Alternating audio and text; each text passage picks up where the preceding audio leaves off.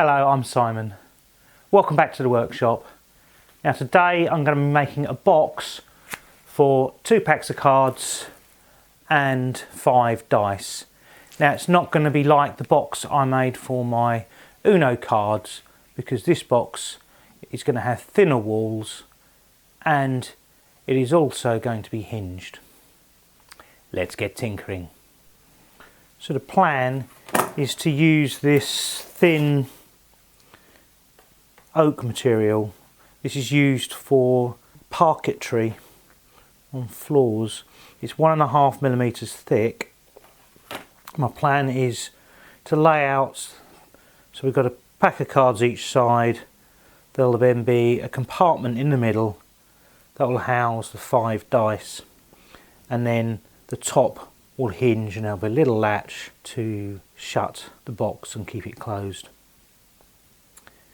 One problem I might encounter is it's possible that this material and the way that I'm going to build it won't be thick enough to hold the screws for the hinges and the clasp at the front, but we'll tackle that problem when we get there. I'm first going to clean the edge up on the table saw. I cut all the sides for the box. I need to cut double the amount so that I can laminate these together to increase the overall thickness to 3 mm. I think this will still make a dainty box, but be thick enough to be reasonably strong and thick enough to hold the box furniture.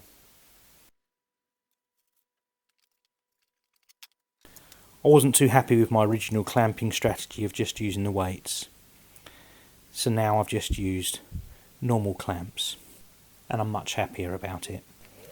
With such a thin piece of wood, it's very likely that I'll get chip out if I don't protect the grain, so I'm cutting it with a sacrificial piece on top, and this should hopefully mean I get a nice clean cut. I've also got a little stop block in front of the blade so that I can get this cut to exactly the right size.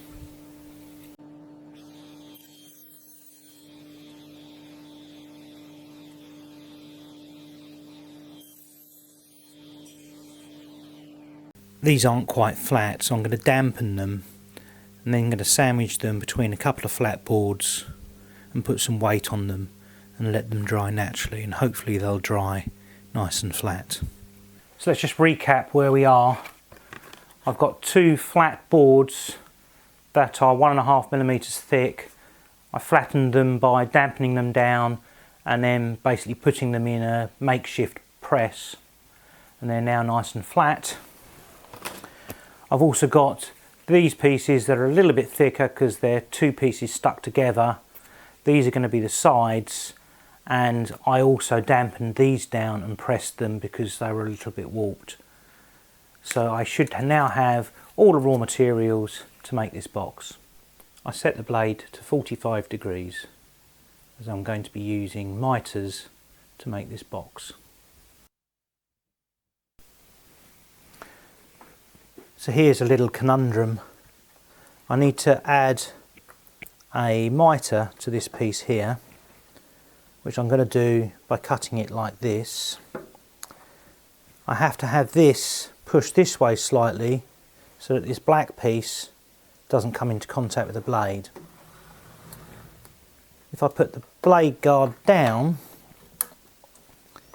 then I have to push this piece even further away to avoid hitting the blade guard. So now I have quite a bit of this thin piece of wood that isn't supported. My solution to that, which removes one of the safety features, so do at your peril, is to remove the crown guard, and then I will lower this so that it's just high enough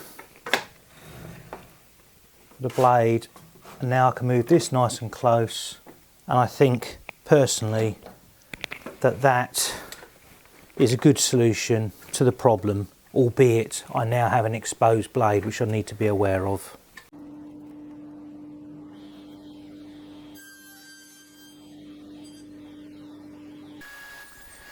Now I've got a small amount of splintering along here and a little bit of chip out here. And the reason for that is it wasn't supported on the bottom because there's a slight gap here. I should probably make a zero clearance insert for 45 degrees. My current zero insert plate only works at 90 degrees, so I should probably make one of those. But in the meantime, I'm using a piece of sacrificial wood to provide the support on the bottom and another piece on the side. Hopefully this will give me a cleaner cut.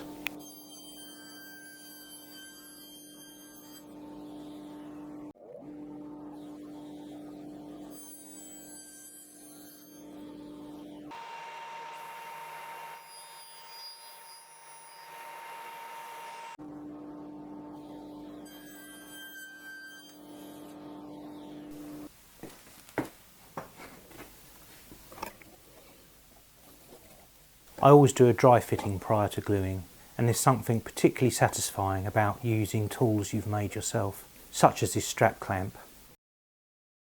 Here I'm applying glue and clamping the box together. Now I love making projects and will probably always do it, but recording videos for YouTube probably triples the time it takes to make them. So if you're still watching, it'd be great if you subscribed to show your appreciation. While the box is drying, I cut the wood that will become the dividers for inside the box.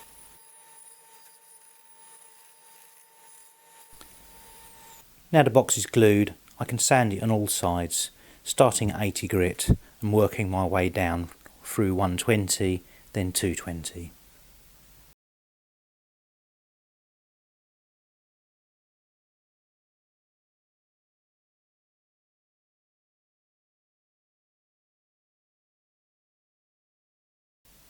The top and the bottom haven't sanded correctly in the middle, they're slightly concave, so I tackle them with a sanding block.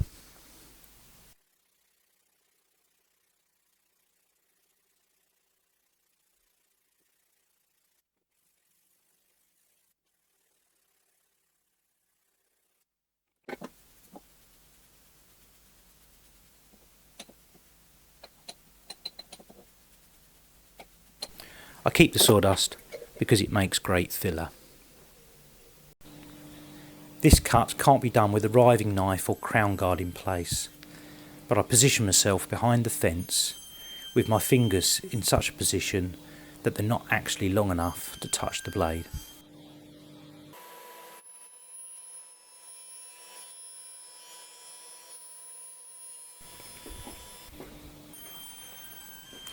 Well, that didn't come out as well as I'd hoped it would. You probably saw that the box didn't go through the table saw as evenly and as smoothly as I hoped.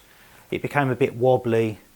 I think in hindsight I should have just cut this by hand, which I think I would have done a better job and it would have been a lot more even.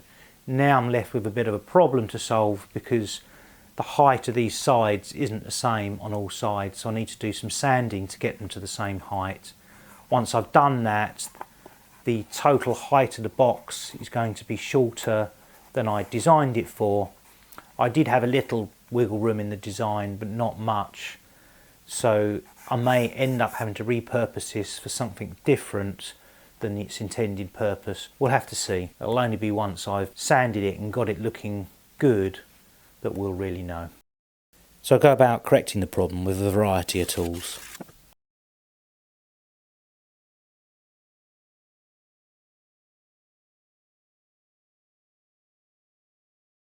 If this looks a bit cack-handed, it's because it is. I can't find a suitable way to clamp the box, and planing this whilst videoing means I'm a bit contorted.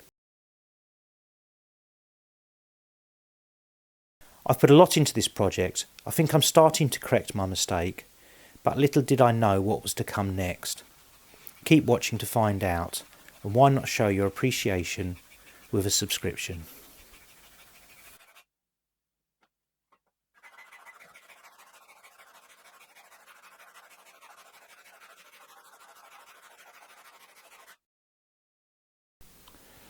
Well, would you look at this? I left this a couple of days because I was busy doing other things, and it's warped, and it's Not warped a little bit, it's warped a huge amount. I don't know if this is going to be recoverable. So I originally removed all of the warping on these by wetting them and then pressing them and letting them dry naturally. Now I think they perhaps weren't completely dry, and that might be why they've now warped, because they didn't have any weight on them while they were drying.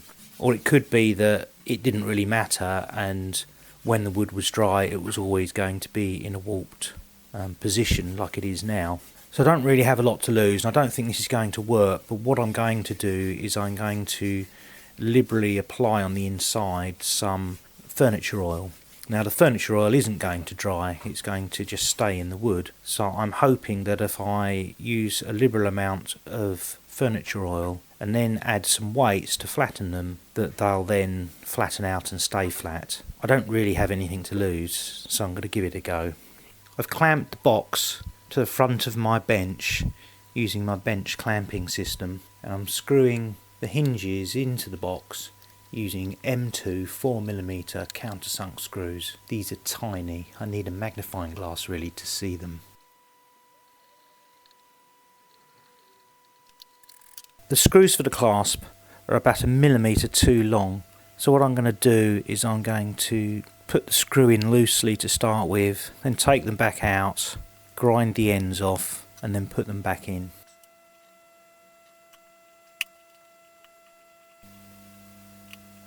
I give everything a last coat of Danish oil. I'm then going to move it into the house and we'll see after a few days if it's still flat or not.